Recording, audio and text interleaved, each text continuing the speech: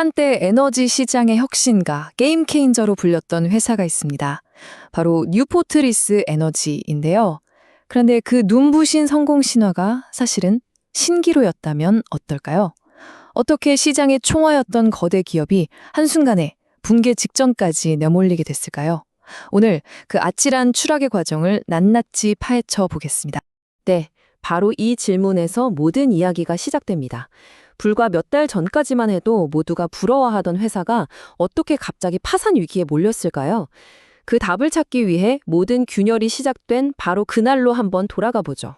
모든 비극의 시작은 2025년 12월, 정말 사소해 보일 수 있는 단 한 번의 실수, 바로 이자 지급을 놓친 것에서부터였습니다.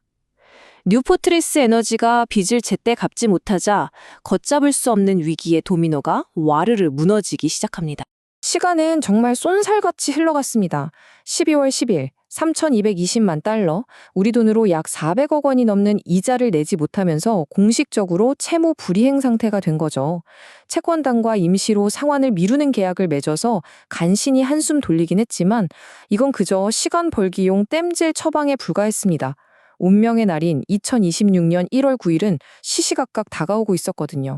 근데 진짜 놀라운 건 뭔지 아세요? 이 모든 난리가 벌어지기 불과 몇 달 전만 해도 상황은 180도 달랐다는 겁니다.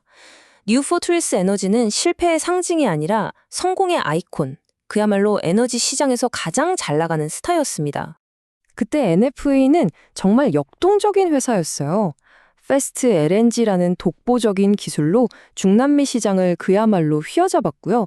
푸에르토리코 정부와는 아주 큰 규모의 장기 공급 계약까지 따냈죠. 심지어 거기서 멈추지 않고 미래에너지로 불리는 그린 수소 사업까지 진출하겠다고 발표하면서 시장의 기대를 한몸에 받았습니다. 실적은요, 그야말로 눈이 부실 정도였습니다. 2023년 1분기 딱 3개월 동안 벌어들인 영업이익, 즉 EBITDA가 무려 4억 4천만 달러였어요. 한 분기 실적으로는 역대 최고 기록이었죠. 연간 실적을 보면 입이 더 벌어집니다. 2023년 한 해 동안에 총 조정 EBITDA는 자그마치 13억 달러. 네, 1조 원이 훌쩍 넘는 돈이죠. 이 숫자만 보면 NFA는 정말 탄탄하고 완벽한 초우량 기업처럼 보였습니다. 하지만 그 화려한 성공이라는 수면 바로 아래에서는 이미 심각한 균열이 생기고 있었습니다. 자, 이제부터는 아무도 주목하지 않았던 그 위험 신호들을 하나씩 들춰보겠습니다. 가장 충격적인 경고는 외부가 아니라 회사 바로 안에서 터져 나왔습니다. 2025년 11월, 경영진이 스스로 우리 회사가 앞으로 계속 사업을 할 수 있을지 심각하게 의심스럽다고 실토한 겁니다. 이건 회사가 곧 문을 닫을 수도 있다는 사실상의 백기투항 선언이나 다름없었죠. 문제의 핵심은 바로 유동성 위기, 쉽게 말해 당장 쓸 현금이 바닥나고 있었다는 겁니다. 보세요. 1년 안에 현금으로 바꿀 수 있는 자산은 13억 달러인데 같은 기간에 당장 갚아야 할 빚은 무려 80억 달러에 달했습니다. 누가 봐도 이건 정상이 아니죠. 이 상황을 좀 더 쉽게 이해하려면 유동 비율이라는 걸 알면 좋은데요. 아주 간단해요. 회사가 단기 빚을 갚을 능력이 얼마나 되는지 보는 건강검진 같은 겁니다. 보통 이 비율이 1.0을 넘어야 건강하다고 보거든요. 즉, 갚아야 할 돈이 1달러면 수중에 가진 돈도 최소 1달러는 있어야 한다는 뜻이죠. 그런데 뉴포트리스 에너지의 유동 비율은 얼마였을까요? 고작 0.67이었습니다. 이건 갚아야 할 빚이 1달러인데 주머니엔 67센트밖에 없다는 뜻입니다. 단기 부채를 감당할 능력이 아예 없었다는 게 이 숫자 하나로 명백해지는 순간이죠. 근데 더 심각한 건 빚의 절대적인 규모였습니다. 부채 비율이 무려 896%. 이게 무슨 말이냐면 자기 돈보다 빌린 돈이 거의 9배나 많았다는 겁니다. 빚을 지렛대 삼아서 회사를 키우는 걸 레버리지 경영이라고 하는데 이건 그 선을 아슬아슬하게 넘는 수준이 아니라 그냥 절벽 끝까지 밀어붙인 거나 마찬가지였어요. 당연히 외부의 시선도 차가워졌습니다. 세계적인 신용평가사 S&P는 NFA의 채무 불이행이 필연적이라고 대놓고 경고했고요. 피치는 도저히 지탱할 수 없는 자본 구조라면서 신용 등급을 사실상 부도 상태인 RD 등급으로 떨어뜨렸습니다. 시장의 신뢰가 완전히 박살났다는 신호였죠. 자, 이쯤 되면 회사가 망해가는 게 너무나 명백해 보이잖아요.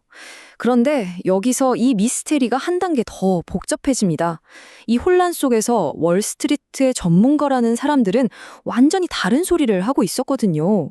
이걸 좀 보세요. 그야말로 아수라장이었습니다. 잭스 리서치 같은 것은 강력 매도, 즉 당장 팔아치우라고 외쳤고 와이스 레이팅스도 매도 의견이었죠. 근데 놀랍게도 다른 한쪽에선 여전히 매수, 즉 이 주식을 사야 한다는 의견이 더 많았습니다. 투자자 입장에서는 도대체 누구 말을 믿어야 할지 알 수 없는 안개 속에 갇힌 거죠. 이 목표 주가 전망을 보면 당시의 불확실성이 얼마나 극심했는지 한눈에 보입니다. 어떤 전문가는 주가가 1달러까지 떨어질 거라고 봤고 다른 전문가는 8.5달러까지 오를 수 있다고 봤어요. 최고 전망치랑 최저 전망치가 8배 넘게 차이가 나는 그야말로 극과 극의 예측이 난무했던 겁니다. 결국 남은 건 투자자들이었습니다. 이들은 명확한 정보 없이 추측과 소문만 무성한 말 그대로 투기의 연옥에 갇힌 신세가 되고 말았죠.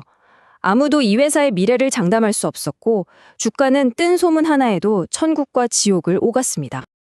그럼 이제 마지막으로 뉴포트리스 에너지는 앞으로 어떻게 될지 그리고 이번 사태가 우리에게 남긴 교훈은 무엇인지 한번 짚어보겠습니다.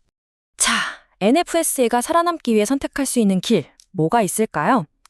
가장 알짜 자산을 내다 파는 방법이 있겠고 아니면 새로운 투자자를 찾아 나서는 방법도 있겠죠. 그것도 아니면 채권단과 정말 고통스러운 빚 재조정 협상을 벌여야 합니다. 그리고 최후의 수단은 파상보호 신청이겠죠. 하지만 이 중에 어느 길을 택하더라도 성공이 보장된 쉬운 길은 단 하나도 없습니다. 엎친 데 덮친 격으로 회사 밖의 상황도 전혀 도와주질 않습니다. 2026년부터는 전 세계적으로 LNG 공급이 넘쳐나서 가격이 떨어질 가능성이 크고요. 푸에르토리코 같은 주요 시장에서는 친환경 에너지 정책 때문에 천연가스 사업이 규제 장벽에 부딪힐 수도 있습니다. 그야말로 사면 초과인 셈이죠. 뉴포트리스 에너지의 붕괴는 우리에게 아주 근본적인 질문 하나를 던집니다. 이렇게 한 치 앞을 내다볼 수 없는 변동성의 시장에서 진정한 승자는 과연 누구일까요? 이번 사태는 금융시장의 화려한 성공 스토리 이면에 얼마나 무서운 위험이 도사리고 있는지 우리에게 다시 한번 경고하고 있습니다.